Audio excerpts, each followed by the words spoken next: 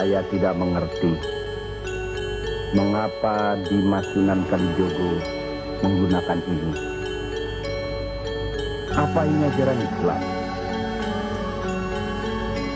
Saya pun tidak mengerti mengapa Kanjeng Sunan baru mempersoalkannya sekarang. Justru pada saat memperingati 100 hari wafatnya Kanjeng Sunan Ampel. Kenapa tidak dulu-dulu? Ya, karena baru sekarang ini kita berkumpul tanpa ada orang lain di antara kita. Kenapa Dimas menggunakan kemenyan, bunga-bungaan, dan lain-lain ini? Bukankah Rasul menganjurkan agar kita selalu rapi, bersih, dan menggunakan wangi-wangi? Meneladani toleransi Wali Songo, proses internalisasi agama di Nusantara merupakan peristiwa unik dari fenomena yang terjadi pada beberapa negara-negara di dunia. Peranan pemuka agama memberikan dampak yang penting dalam membangun sejarah, building history, antara hubungan penganut beragama. Latar belakang serta awal mula difusi agama-agama besar di dunia dapat menjadi sebuah rujukan bagi harmoni sosial dalam membina hubungan yang baik antar umat beragama. Fakta sejarah yang demikian dapat menjadi teladan yang penting bagi generasi selanjutnya.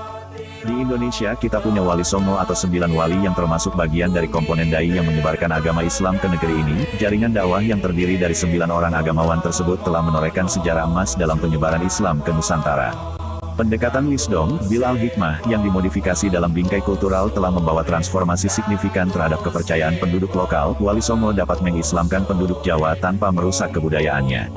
Lebih lanjut, mereka dapat mendialogkan budaya dengan agama. Opsi demikian tentu menuai perdebatan yang panjang di antara mereka. Sebagai contoh Sunan Kudus dan Sunan Giri misalnya mengkritik tindakan Sunan Kalijaga yang membakar kemenyan saat kemangkatan Sunan Ampel. Perdebatan di antara 9 wali tidak serta-merta karena keinginan untuk menonjolkan diri dengan memonopoli kebenaran. Rapat tahunan sebagai evaluasi misi islamisasi yang mereka adakan pada akhirnya melahirkan sebuah konstruksi dialektika, yakni berusaha mengislamkan penduduk Jawa dengan merubah kepercayaan mereka secara bijaksana. Meskipun demikian, penetrasi nilai-nilai agama senantiasa dilakukan sebagai pertimbangan dalam mempertahankan kebudayaan. Para wali mempunyai misi agar masyarakat Jawa bisa memilih tradisi yang sesuai atau tidak dengan ajaran agama. Filosofi dakwah bil al-hikmah Wali Songo adalah kenek iwake gabutek banyune, atau mengambil ikan tanpa mengerukkan airnya. Sebuah pegangan dalam kehidupan dakwah yang tanpa dibarengi tindakan kekerasan atau pemaksaan sebagaimana yang sering kita saksikan saat ini. Wali Songo dengan misi dakwahnya dapat bersaing secara sportif dengan pemuka-pemuka agama lain tanpa unsur kecurangan. Lebih lanjut, di antara prestasi besar Wali Songo dalam difusi Islam ke Pulau Jawa pada khususnya dan Nusantara secara umum, adalah melalui metode penetrasi nilai-nilai Islam secara bijaksana. Penyebaran Islam ke Indonesia pada umumnya dan ke Pulau Jawa pada khususnya termasuk dalam kategori unik. Mayoritas islamisasi di berbagai negara terjadi melalui peperangan yang panjang dan melelahkan. Bahkan hal ini juga terjadi di Arab Saudi yang menjadi sumber cahaya ajaran Islam. Sebelum kedatangan Wali Songo, proses islamisasi di Nusantara pada awalnya merupakan sebuah dakwah bijaksana yang disampaikan oleh Nabi Muhammad ratusan tahun. Namun Islam tak kunjung juga diterima oleh masyarakat Arab yang masih menyembah berhala semasa itu. Mereka bersikukuh terhadap ajaran yang diwariskan oleh nenek moyangnya berupa penyembahan berhala. Namun keunikan berbeda terjadi di Indonesia yang mayoritas penduduknya beragama Islam. Berbeda dengan negara-negara muslim di seluruh dunia, proses islamisasi yang terjadi di Indonesia mengalir tanpa peperangan seperti yang terjadi termasuk kawasan Timur Tengah. Islamisasi yang dilakukan oleh Wali Songo tergolong bijak, ramah terhadap tradisi lokal, dan tidak menggunakan jalur peperangan atau kekerasan, sehingga dakwah Wali Songo menuai hasil yang gemilang dalam mengislamkan sebagian kawasan Nusantara. Wali Songo memandang bahwa penyebaran Islam dilakukan dengan opsi diplomasi lebih efektif. Pertimbangan tersebut didasarkan karena masyarakat Jawa pada masa itu masih kental dengan tradisi Hindu-Buddha yang mengakar kuat. Sebelum adanya para dai, termasuk 9 wali, yang datang ke Nusantara, Nabi Muhammad selama ratusan tahun sebelumnya telah membangun sebuah toleransi antar umat beragama. Beliau senantiasa berinteraksi sosial secara baik dengan orang yang berbeda agama. Sebagai tokoh pemuka agama, beliau tidak membeda-bedakan antara umat beragama dalam berbagai urusan dunia. Perintah tersebut diperjelas melalui wahyu Tuhan yang tidak melarang umatnya untuk membangun tatanan peradaban yang baik di muka bumi. Dengan orang-orang yang mempunyai latar belakang yang berbeda, dengan meneladani sikap Nabi tersebut, para 9 wali menyadari bahwa dunia tidak mungkin dibangun oleh unsur-unsur yang sama, sebagaimana kapal nelayan tidak akan berjalan tanpa adanya onderdil atau komponen-komponen yang heterogen.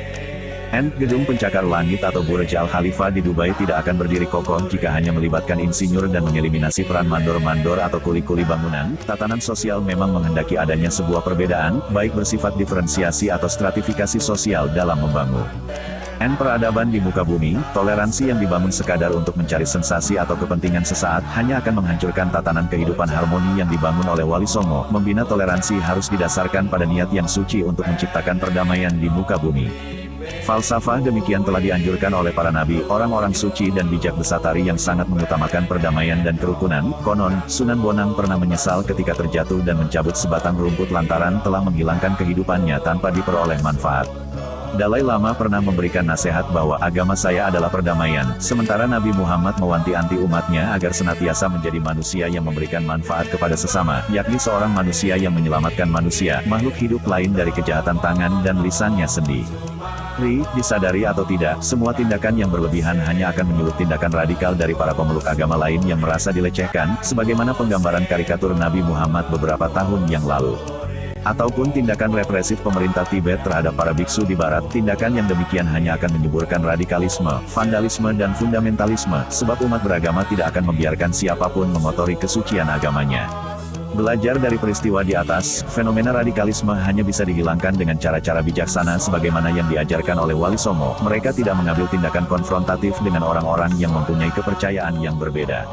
Tindakan yang senantiasa mereka lakukan adalah dengan berdialog, tabayun, guna menebar perdamaian di muka bumi. Wali Songo merupakan pemuka agama yang memberikan teladan berharga. Mereka mempunyai pengetahuan yang luas, keimanan yang kuat, namun tidak menutup diri untuk berinteraksi sosial dengan orang yang berbeda kepercayaan. Oleh karena itulah, Wali Songo dicintai banyak orang dari berbagai latar belakang agama. Semoga generasi muda Indonesia dapat mengambil teladan dari mereka. Wallahu a'lam bishawab.